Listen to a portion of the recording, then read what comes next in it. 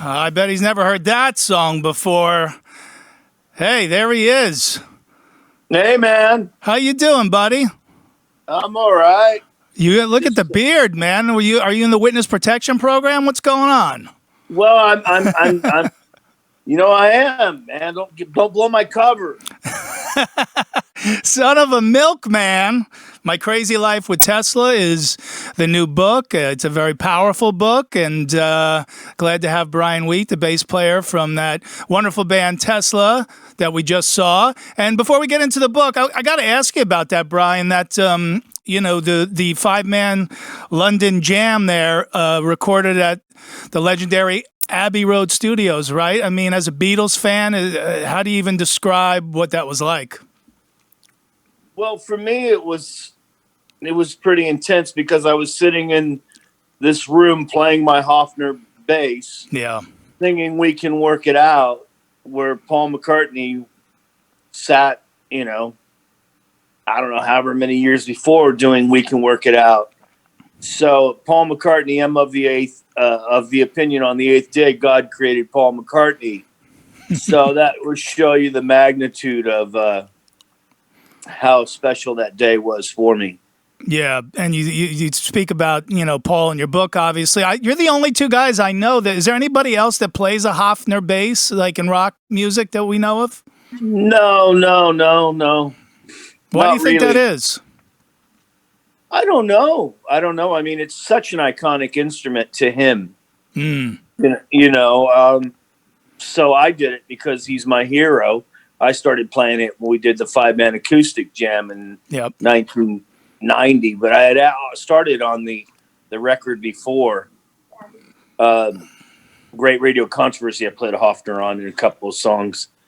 And then it's always been part of my thing now. Yeah. No, and it definitely has been, but I wonder if it's sort of like someone playing, like the Frankenstein, Eddie Van Halen guitar. It's like so identified with Eddie, and the Hofner bass is so identified with Paul. But I like that you play it. It's a nice tribute.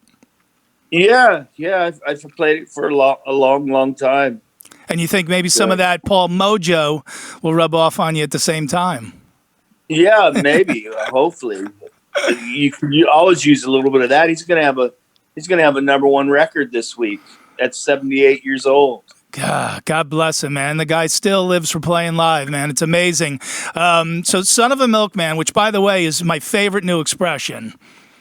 It's a son of a milkman, but in a good way, So, that's what I'm going to say at Christmas this week. Someone gets me a nice gift. Son of a milkman. Look at that.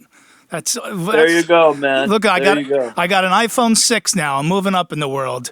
But I love the title because it kind of tells you the story like in one line, more or less. Because if someone buys it, they're a fan of yours and your band, so they kind of know where you've gotten, but it tells you where you came from. I'm assuming that may be part of the reason that you like the title.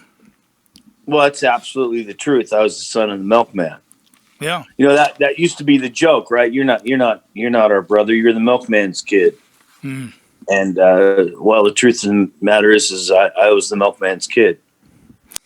Yeah, it's very, you're very revealing in the book, man. It's just, a lot of heavy stuff in there, man. I mean, a lot of great stories and stuff. Obviously, your time with Tesla, but a lot of trauma in your early childhood. Being the son of a milkman, as you said, and obviously physical difficulties and struggles with your weight and all that stuff. What was the hardest thing for you to reveal?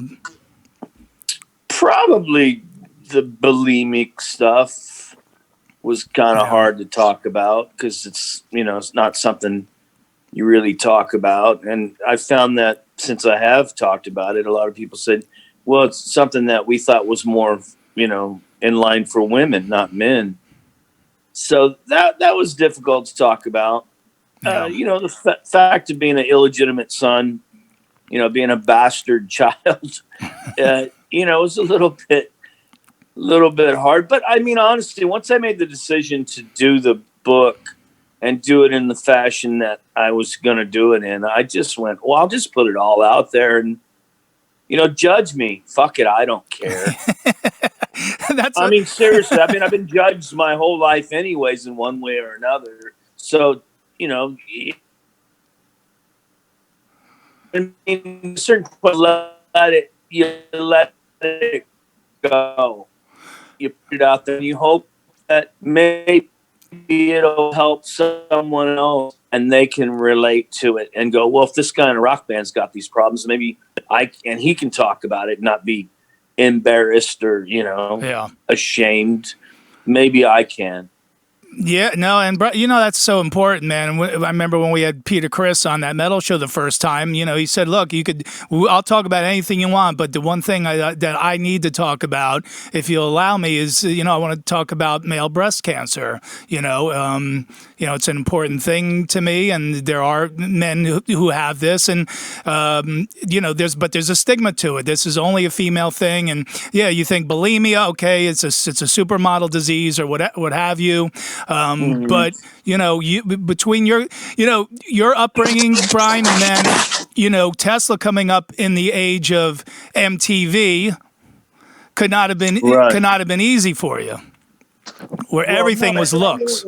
It wasn't. I mean, I was a fat kid when I was little, and then I lost a bunch of weight, and it just got after that, with the pressure of us always trying to get on magazine covers or whatever back in the day, or MTV being so in the forefront.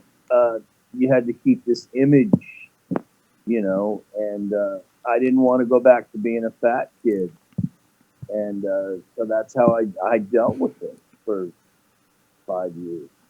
I would say from 88 to 93, and then I stopped. Now, it's like I stopped doing cocaine. I got one of those personalities where I can just stop at any time. So then, that brings it to the people say, well, is that why you've put on weight? Or your weight's gone up and down over the last few years. And it's not. It's because of this autoimmune disease I have, and I have to take prednisone. Yeah. Is the only thing that combats it. And I don't know if you know anything about prednisone, but it'll put 60 pounds on you in a blink of an eye. Yes. So, you take that off, and then you get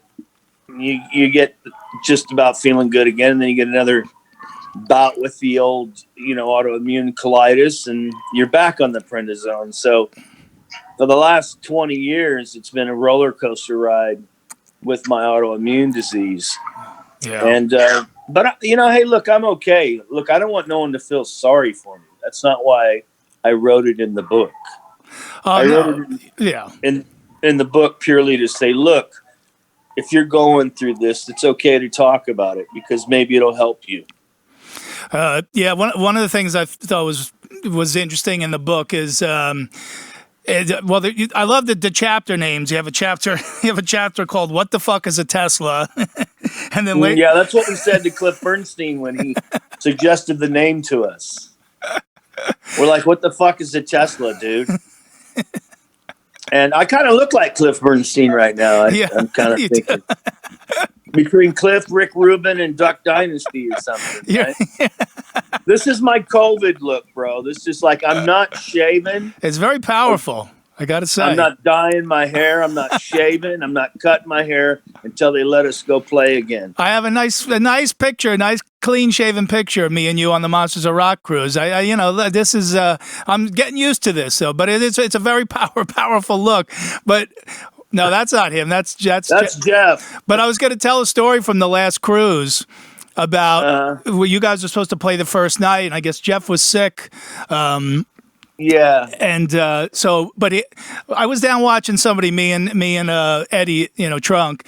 We were watching, and Jeff starts coming down the stairs. So I go, oh, Jeff, man, sorry, you're not feeling well, man, but I guess they reschedule you for tomorrow, whatever. I'm, looking forward. I always look forward to seeing you guys on the cruise or wherever. Okay. Thank you. And he goes, yeah, I got meds upstairs. I'm just saying, by tomorrow I should be good. I'm like, and I just totally went, I go, you got meds? I go, hey man, can you give me something? He's like, what do you mean? I go, I couldn't sneak anything on the boat. I mean, is there anything like, I don't like something I could like chop up or, like break open or, he's like, are you serious? I go, yeah, man, I'm kind of Jones. And he goes, but it's my medicine. I need it. I'm sick. I got to perform. I go, I need it more than you do. And there's this awkward silence, and then he goes, all right, I'll go up to my room. I go, no, I'm just fucking with you, man. Come on. I'm pretending I'm Jonesing, and he's such a nice guy. He's like, all right, I'll give you my medicine. So give him credit. I saw him last week. I was in California. I just got back to my house in New York this week.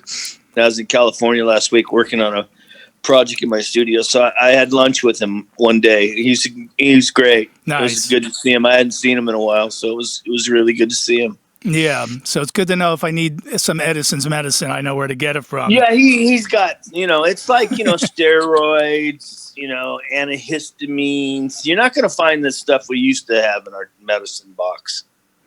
Right, yeah, which is why you're still going strong, and I've seen you guys as recently as the last couple of years, and man, it's just that Tesla machine keeps rolling along, man. It's always a great show, and I was bummed that I didn't see you guys on the lineup for the Monsters of Rock Land event for 2021. I don't know if that's because of the whole pill incident with Jeff or anything. If it is, I apologize, but. Yeah, you got us kicked off the thing, man. Said we were peddling drugs, and they said they didn't want us back. No, I think we just taking a break, because we've been on quite so many of them. I think we just take a break this year, and I know Larry will have us back, next year, and we'll do something special. But I think it was just, it's time to take a break. Yeah, for sure. And it's funny, but I really identified with the what the fuck is a Tesla, because we had the same thing with that metal show. When Eddie and Jim and I went in and we pitched the show, it didn't have a name. So they said, come up with a list of as many names as you want. We're going to come up with a list, and then we'll get together in a couple of weeks and we'll finalize the name for the show. So we went back with we get together in the room and they go, we read your ideas, but this is the name of the show, That Metal Show. And out of both lists put together, and if you added 1 million more names, That Metal Show would have been the very last name on that gigantic list for the three of us. But we didn't have a choice. It was the network, and we never would have called the band Tesla. No, we hated That Metal Show. Well, no, I won't say we hate the name, because we love it now. But we would have never come up with that name in a million years. It's just not a name that we would have came up with, No, and I'm saying same thing with us, but now, now everybody knows That Metal Show for what it is. Exactly. And it's like, okay. It's like an institution, Yeah. So sometimes the weird suggestions work out somehow. But, now Elon Musk's coming along with his fancy car, trying to steal your thunder. So I'm going to start a band called Musk. Just to mess him up, yeah. Musk. Didn't they have a cologne in the 70s called Musk? Yeah, or I think that's just a natural scent if you don't shower for a few weeks. Or musty, musky, I wonder if Elon Musk, I wonder what he smells like. I wonder if he's got good body odor. Is Musk musty? Right. Hey, Elon, are you musty, buddy? Is he a musty Musk? I don't know. Never met him. So. Now he seems like a pretty clean dude, real smart dude too. Yeah, rich guy. I know that. He's got a couple bucks, man. Yeah, man, he's done well for himself. He should throw some your way, man, for sure. Oh no, that's all right, man. That's all right. We got it. No, but I'm horrified for the music business right now. Although I guess in this new stimulus package, they're gonna at least they got $15 billion at least for the venues. But we got to get you performers back doing what you do best. And like I said, Tesla is still performing at such a high level. What was the reaction from your bandmates? Have any of them even read it? Did you show it to them in advance? No, Jeff told me, he said, look, write what you want to write because it's all true. And, as far as Frank, I discussed one thing with him in the book. And And Troy, I didn't discuss anything with, or Dave. Okay, so I just wrote, I just wrote the book. But I don't feel that I did anything dirty on anyone. I didn't really tell anyone's dirty little secrets. I say that we all took drugs, but the truth of the matter is we all fucking took drugs. Yeah. I mean, what's the surprise? Yeah. We did break up once. That wasn't because we were happy and, everything was going fucking great. Yep. And then you get the Return of Tesla, Why the Fuck Not chapter. Yeah, well, I like the word fuck. Yeah. And if you read the book, I like the fuck. I talk about wanting to fuck when I was like 7 years old in the book. Yep. Yeah. Yeah. Trying to, masturbate or something when I was 7. Didn't work though. I was too early. Yeah. I was ahead of my time. you were the Elon Musk of masturbation back then. I guess, who knows, when you come from a family of, 6 and you're the youngest, you see a lot of crazy shit, when you're the youngest child. Yeah, but then that Brian, that all goes into the fabric of you as an artist and your creativity. All those experiences. Again, the title says it all. From the son of a milkman into a guy who's made a pretty damn good career as a rock and roller, man. It's there's a lot in that title, which is very simple, but tells people a lot about you and your life, and you've overcome a lot to get where you are. So well deserved as well. Well, thank you, man. I don't know no other way but to try to put my nose to the grindstone and work and go forward. I don't do well with sitting around being idle. Yeah, as you can tell. Look at me. You a married guy? I don't think we ever talked about it. You got kids? Yeah. I've been married twice. I was married once to a girl named Sandy Soraya, who had a band in the 80s called Soraya. Yep. Right, and she's a great gal. We're the best of friends. And then I married Monique about 25 years ago, and we have 3 Jack Russells. Oh, okay. So you're no children, a puppy. Okay, because I was going to say if you had a son, then he could write a book called Son of the Milkman. Right, or grandson of the milkman. Grandson of the milkman. But or the butter boy or whatever, some dairy related. Yeah, or lactose intolerant. That could be his book. Hey, now the thing with these autobiographies, you were very revealing, but the trick is you got to tell enough to sell the book, but you got to hold enough back so that you can write a second one. So has that been part of the plan, or did you just throw it all down and go whatever? Well, actually, we have talked about another book, but it won't even be related to anything in the first book. Right.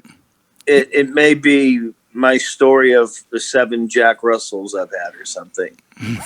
That's what I'm thinking about, for people who love their animals like children and the comfort that your dogs bring you or your pets or whatever. Sure. It may be a book, I think, something like that. And specifically, I've had 7 Jack Russell Terriers, so I'm pretty fond of that breed. Well, there's So who knows? I think I could wrap my head and write a funny, entertaining book about that as well. I think you could too, and it could be a good way to frame some stories that maybe didn't make it into the book. Like Alice Cooper's autobiography was called Golf Monster, which he basically framed an autobiography around his love of golf. But, it wasn't just a book about golf, obviously. So you could kind of frame it that way. I just interviewed John Densmore from The Doors. You might have heard of them. He's already written 2 books about The Doors, but he still has stories. So he kind of wrote a book about his influences.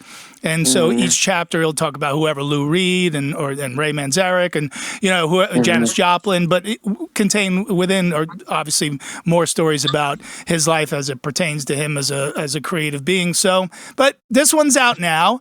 You got to pick it up. Son of a Milkman, Brian Wheat from Tesla, with a foreword by kind of a known guy in the business, and somebody I assume has been sort of a mentor to you, Joe Elliott from Def Leppard. Yeah, he's been a big mentor to me.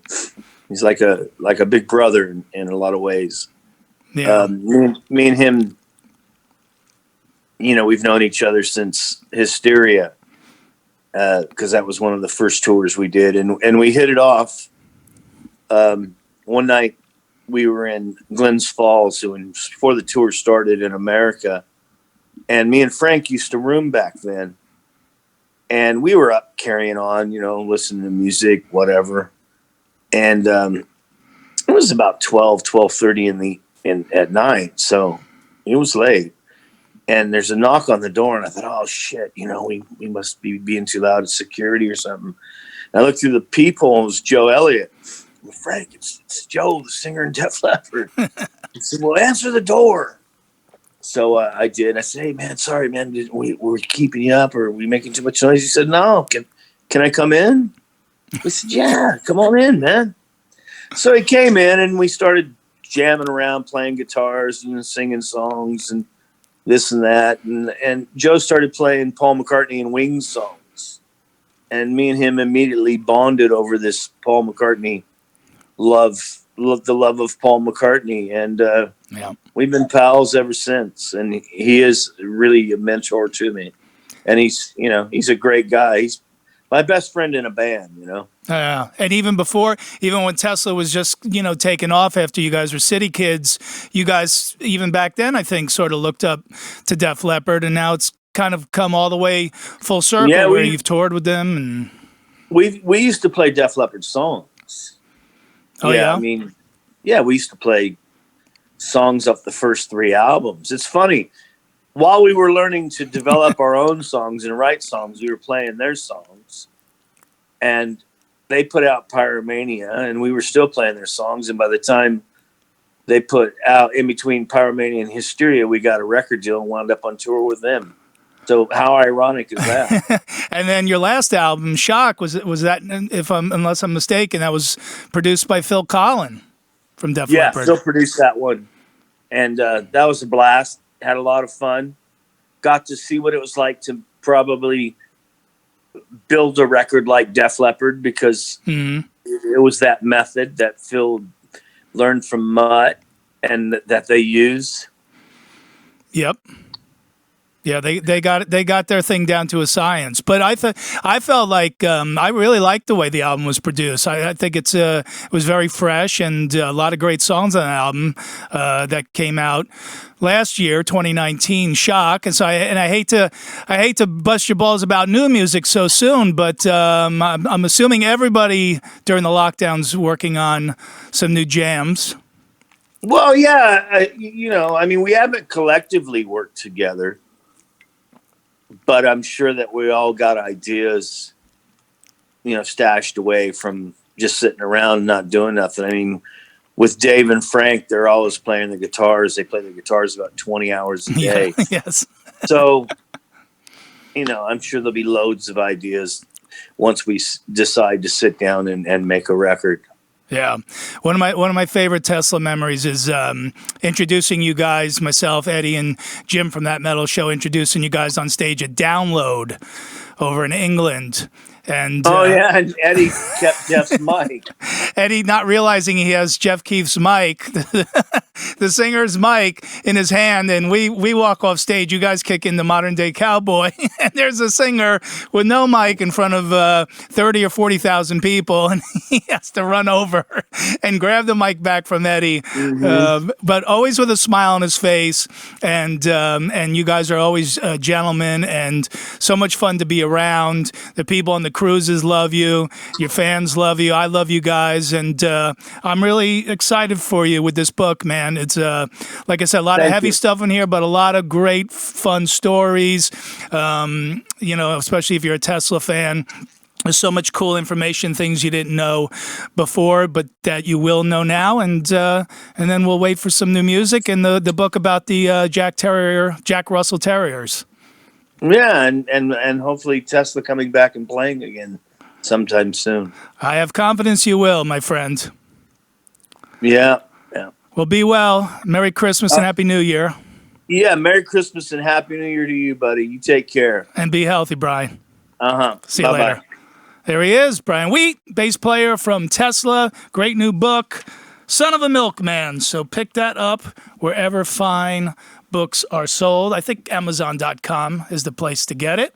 I'm sure it's available in hardcover somewhere. Go to the Tesla website or, they got a thing called Google that you can use.